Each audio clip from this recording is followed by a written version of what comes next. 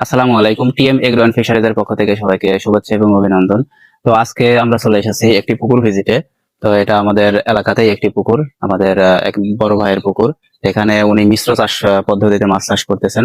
তো এখানে অলরেডি খাবার দেওয়া হয়েছে, মাছগুলো অনেক সুন্দরভাবে খাচ্ছে। এখানে পাঙাশ মাছ সহ আর অন্যান্য মাছ মিশ্র চাষ করা হচ্ছে। তো পুকুরের পানিটা যদি আপনাদের দেখাই, পুকুরের পানিতে দেখেন পর্যাপ্ত পরিমাণ প্লাঙ্কটন নেই। পানির কালার সাদা হয়ে আছে। তো পানির কালার থাকবে হচ্ছে সবুজ বা বাদামি সবুজ। তাহলে বুঝতে পারবেন যে হচ্ছে পানির পর্যাপ্ত পরিমাণ প্রাকৃতিক খাবার আছে। তো প্রাকৃতিক খাবার না থাকলে পারে কিন্তু পুকুরে আপনার মাছের খাবার অনেক বেশি দিতে হয়।